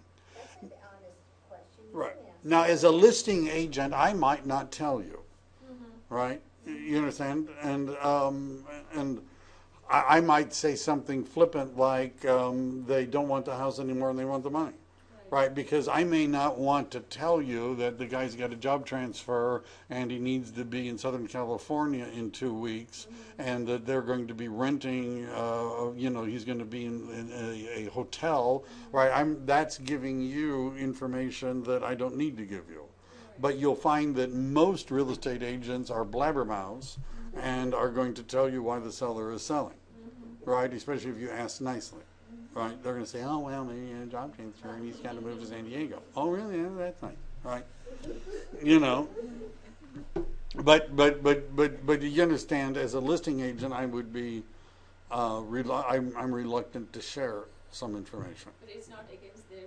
Not against the MLS rules. They might be in trouble for saying too much, but your job is to ask and try and find out. You represent the buyer.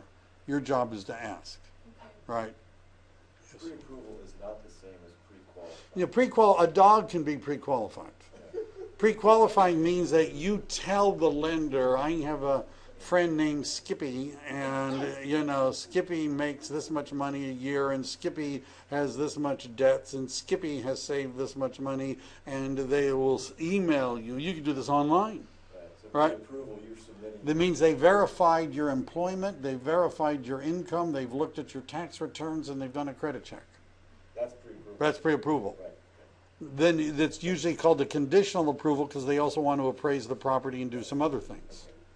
Right. What was the first one? Pre-qualifying, nobody does that anymore, and it's not worth anything. You can do it online, and print it out and bring it in. Nobody cares. It has Right. been verified. Right, because you can just make up everything. right? Just lie, you know, I'm the CEO of my own company and I made five, you know, they just, and then they'll say, oh, wow, well, you can afford to buy this. Well, you know, that doesn't mean anything. Yes, sir. Is there a difference between pre-authorized and pre-approval? Pre-authorized, I haven't heard that term as to loans. Okay. It sounds good though. No, pre-approval is what we want, right? Pre-authorized, I've never heard that term applied to loans. I'm not saying that somebody doesn't say that, but the listing agent wants, they want a pre-approval, right? And I, as a listing agent, wanted to know what the conditions were. And a good pre-approval letter will list them. Because it's not under any condition you get the loan, right? Say for example, this happened to me, I had a buyer who we were, you know, putting in offers, but the winning offer, so to speak, was one that was, they put 60% down. Hmm. But when they went back to, you know, to the bank to get it all sorted out and do the balance, they wouldn't do it. Yeah. Yeah, how could that? First of all, sometimes when buyers say they have 60% down, they're lying. Okay, Right, because what they plan on doing is getting a second. okay, that must have been what it was. Right, or they're lying. And so they say that because it looks good. And then what the listing agent's job is you're given 7 days by default in the purchase agreement to require the buyer to prove this. And that's where they were. And that's where the listing agent probably fell down, and because they didn't do that. Right. No, and now I could come back in with my. Right. But people will write offers that sound good when it's not true. I know it's hard to believe. Well, you see, listing agents, most people many people in the real estate business are not as professional and as thorough as they ought to be. Right, and so some listing agents, if it were, when I was a listing agent, I wanted to talk to your loan agent. Right, I just didn't want a piece of paper. I was going to call them and have a conversation about Well, it. 60% is quite.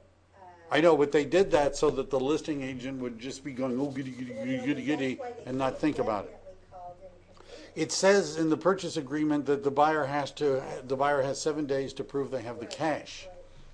Right, but if the listing agent doesn't follow up on that and say, where is the proof of funds after 7 days, where is the 60,000, and they don't have it, then you would put in a demand that they either do that in 3 days or you cancel the contract.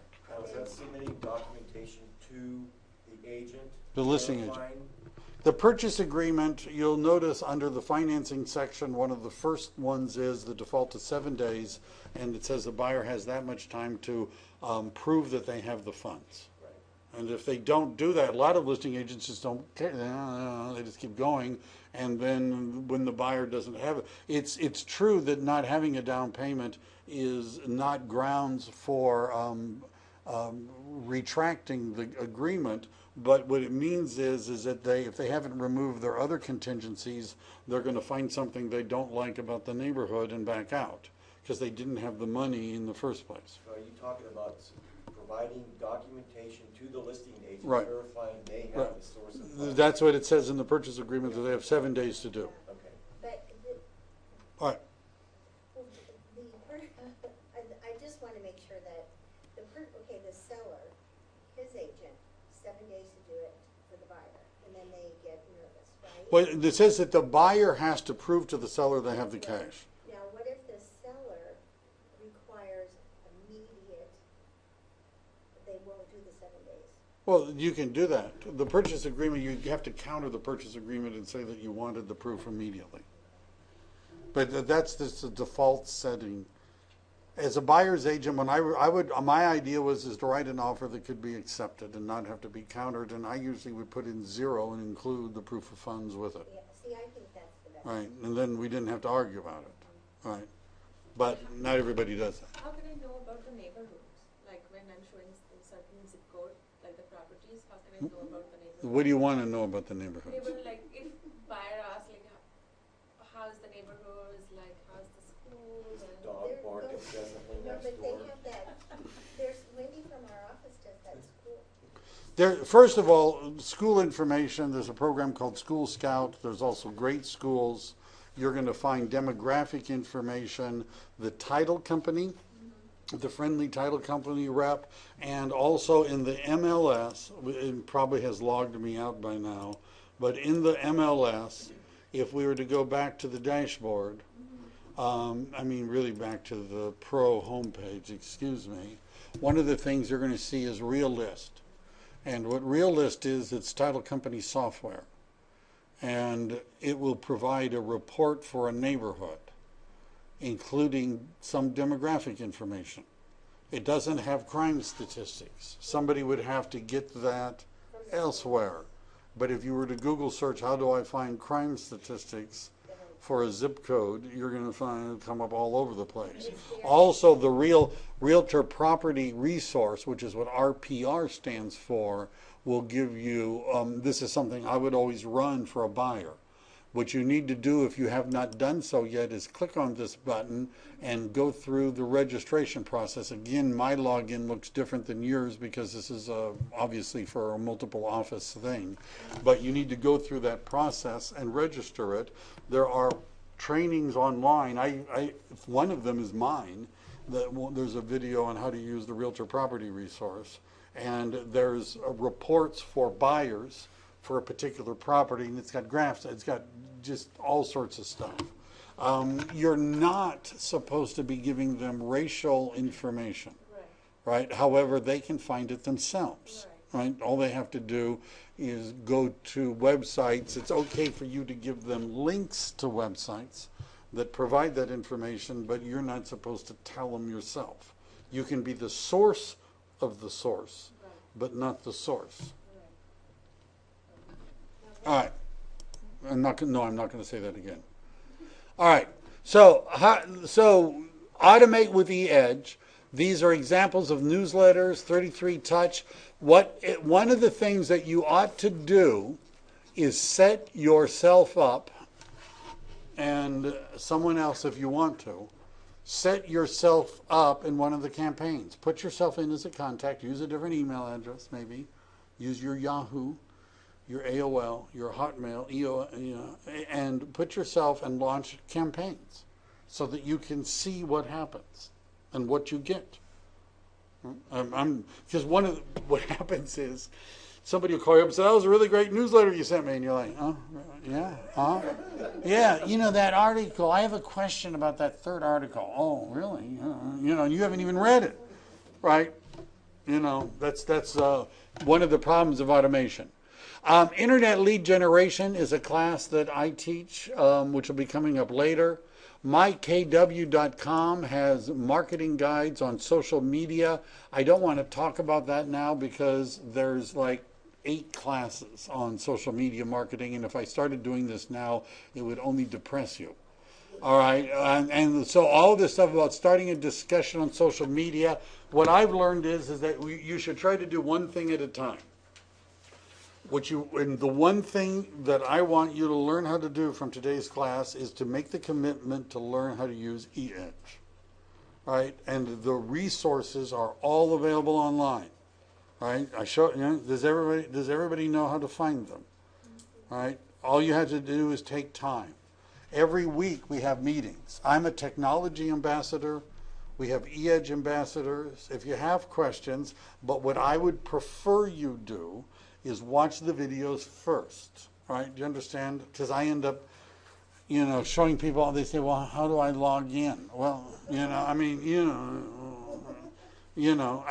would prefer to have hard questions rather than the basic easy ones, which the videos cover. And they're available 24/7. You can watch them anytime you want. Contact. You're going to want to get in the habit of collecting as much information as you can. One of the programs I use, and I like Gmail, because, and by the way, one of the things I just want to show you, this is available right now, but may not be forever, because people that I'm coaching are going to always have access to this, but right now it's publicly available. This is called networkrainmaker.com, which is another one of my websites. The More Closing with Social Media is a class I did last December. Social media resources, this Gary Vaynerchuk has, this is a presentation 1, 2, and 3, and 4 that he did at a RE/MAX convention. It's not obvious, but this second one is a video from Inman News. And down here is an article from Active Rain called Rich Agent, Poor Agent. And if you've never thought that social media is valuable, watch the Gary Vaynerchuk RE/MAX presentation. More Closing with Social Media is the class that I did in December of 2011. And if you click on Mike's videos, you're going to see I have videos on how to use Google Calendar and Google Tasks. GTD, Getting Things Done, is a Robert Allen time management system. Craigslist marketing, Facebook, part 1, Google Plus, Twitter, LinkedIn, YouTube, and blogging. Right? You don't need to do this right now, but what of these I would recommend is that you watch my, and I have some more of these, but that you watch the one on Google Calendar.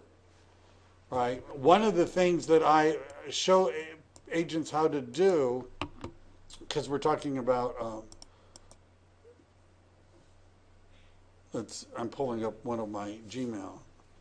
So let's see, Michael Stelzner.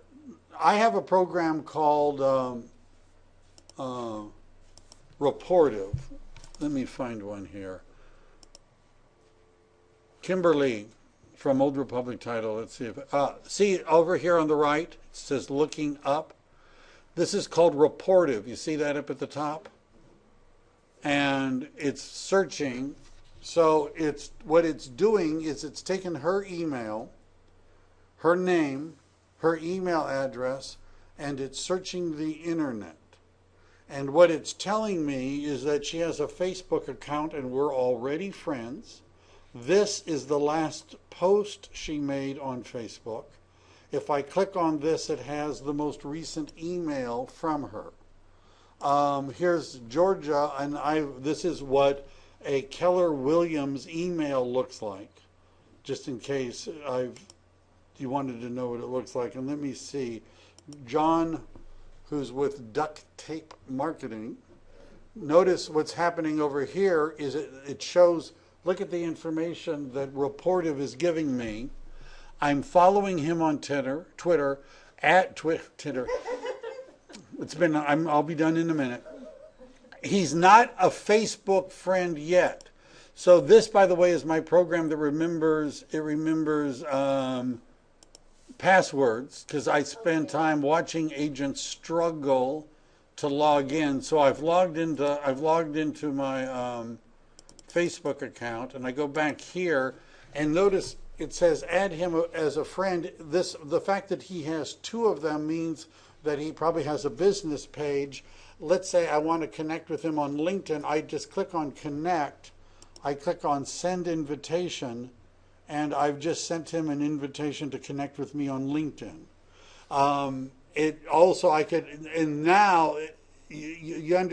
There's Google Plus. I could add him to Circles. So I'm going to add him to real estate because it shows that he's on Google Plus. He's in a circle. So these are other things, plus recent emails. This shows his Clout score, which is, there's videotapes on KW what Clout is. So do you understand, somebody sends me an email, I know if they're on Facebook. Right? Somebody sends me an email, I know if they have a Twitter account and if they have a LinkedIn account. I know some people think this is kind of creepy. Right? If their picture is on the internet, I see their picture. I have their email address. Notice it gives me a lot of information. So the point of this, and what this has to do with what I've been babbling about, is that you're going to try to collect as much information as you can on people. If they don't give you their email or phone number, what I always used to say, can I get your phone number just in case? Nobody ever asked me, in case what? Right? You understand? No one ever asked me that. In case what? Right? You know, and I would say, in case I need to contact you, just in case. And they would always say, oh, all right, well, this is my phone number, right? Can I get your email address, just in case? Right? Right? And they almost always do it. Right? And then I find them on social media. I friend them. I have, well, over 1,000. We'll talk about that in another class. It doesn't have to take time, and it doesn't have to be a waste of time. All right?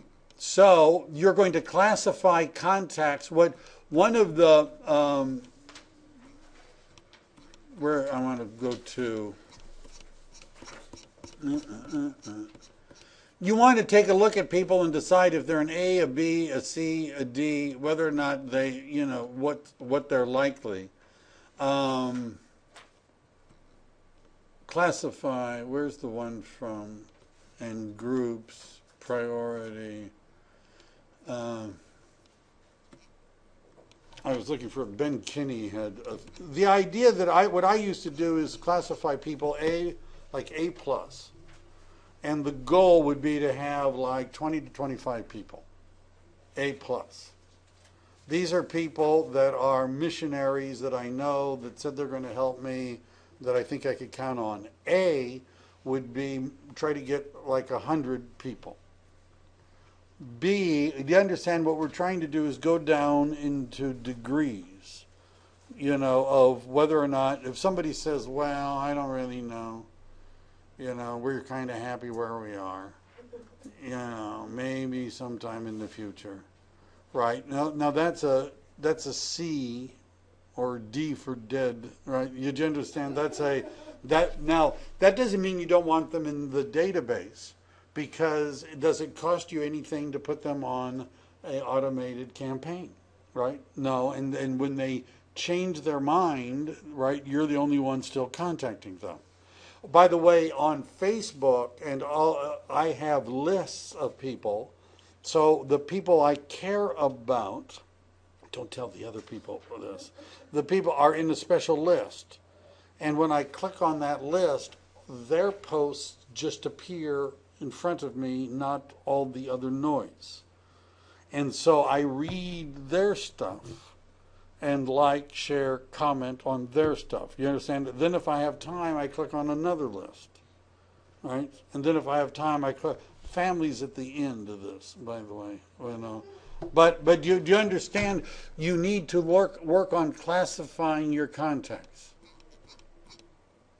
Aim high. Oh, here's Ben Kinney. Here's the A plus, A, B, and C. This is what I was looking for. One other thing, METS plus touch equals success. The Millionaire Real Estate Agent, which is a book if you don't have, you should get. The studies that they did was that if you do an adequate follow-up job, you should be able to get 2 transactions from every 12 people that you have met and talked to. Remember the guy that had 1,100 but was doing all those deals? That was a ratio close to what he was getting. So do you understand, if you talk to people and you know the people and you follow up with the people, you ought to be able to get 2 transactions for every 12. Now, what this means is these are people that you've met and talked to. Here's the 2 sales for every 12 Mets. This isn't just any lead from Craigslist. We're talking about people that you've had a conversation with. Now, this particular example uses a 3% commission on a $172,900 house. The median single-family home in Santa Clara County is $600,000. Just saying. So if you got 100, well, you can probably do this math, right? Now, this doesn't mean that you're going to get it right away. First of all, it says if you're not achieving the 2 to 12, you don't necessarily need a bigger database. You need a better one. Quality over quantity. Do you understand? If you had the right 12 people, you would be getting business. Because how many people do they know? 20? Maybe? So that would be 240 people if each person knows 20 people, right? I'm not talking about Facebook friends, but like real friends. How does so you ought to, I expect you to read these outlines, because I've gone to the trouble to print them out, and look at how many Mets are in your database right now. Using the 2 to 12 ratio, divide the number of Mets by 6, and write that answer in here. This represents the approximate number of sales you could possibly achieve when you apply the 33 touch campaign consistently with phone calls over time. Write the number of Mets you want in your database and a target date for getting there. If you don't want and won't do this, your chances of succeeding in real estate have dropped precipitously. Right? If the people you don't want to talk to about real estate, and they won't want to talk to you either, you've lost half of your potential business. And by the way, most new agents, we call it DNA clients. People that you share DNA with oftentimes are the first people you work with, right? Family, right? Or friends and coworkers or friends of family. Right? You understand you should give this some serious thought. Lead generation, this last thing I would also really focus on. It says focus. What do you do as soon as you meet somebody new, what exactly do you do? Get their contact information, add it to the database, send them a note, put them on a touch campaign. I wouldn't do the 10 days of pain is something from an internet lead, right? This is a little aggressive. Right? I wouldn't put your cousin on the Ben Kinney's 10 days of pain, right? Well, maybe, and each one is a call me, right? But an 8x8 once a week for 8 weeks and 33 times in a year, right? That's what we found works. And by the way, these are not magical numbers. Your mileage may vary, right? You might want to, you're allowed to make adjustments. Because if you find that you're allowed to make adjustments, but my suggestion is to start with, do this. Right? And then once you're really busy, you can talk about. Stay in contact. Pardon? Once a week, stay in contact with that Right. person. And you'll notice that the campaign has phone calls. Right. They have scripts. Right. Yes. Well, I've been thinking about the 10 days of pain, and it seems to me that might be something, once I get the ball rolling and have everything set up to be able to respond, because the key to that seems to be able to respond in a timely manner. If I was actually doing 10 days of pain now, as a brand new person, say, I might generate too much that I can't really do anything. Well, first of all, the 10 days of pain is something that you use on an internet lead. Internet lead.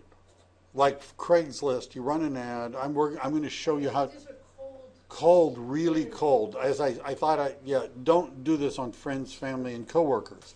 But what I'm saying is I'm going to show you how to run ads on Craigslist using eEdge, and people will end up being leads in your database. And what I've found, and I wasn't the only one that's discovered this, is that once a week for 8 weeks isn't enough to break through if they're signing up on 10 different sites, right? And so Ben Kinney, who's a mega producer, had this thing where he sent them something once a day for 10 days, right? And what would happen is people would say, wow, do you think most people want a passive or aggressive real estate agent? Aggressive. Probably aggressive, right? Most people. Like, you're getting divorced. Do you want a passive or aggressive lawyer? Aggressive, right? Isn't that right? Isn't that what you want? You want somebody that has a leash practically, right? Isn't that what you want? Right? So you can go too far on this, but most people are looking for an agent who isn't milquetoasty, that's assertive, because they want you to fight for them later. If you won't even fight for yourself, what's the chance you're going to fight for them? Right? See, right? You know, that's one of the things when they say, well, so-and-so says he'll do it for less, he'll give half of the commission to me. I'd say, well, what you're saying is that he's so weak, he can't even fight for his own money. So you expect him to fight for yours? Right? Really? Right? His way of closing is to give in and write checks. And you expect him to negotiate the best price for you? Is he going to grow, you know? So as soon as you get a referral, thank the referral source, get their contact information, add them to the database, call, classify, and qualify them. We're going to talk more about that. So have we done enough for one day? Look at where it says your action plan. I just want to talk about this.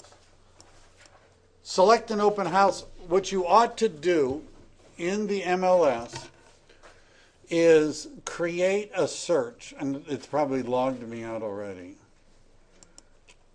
KWSV. So you might have to get some help from.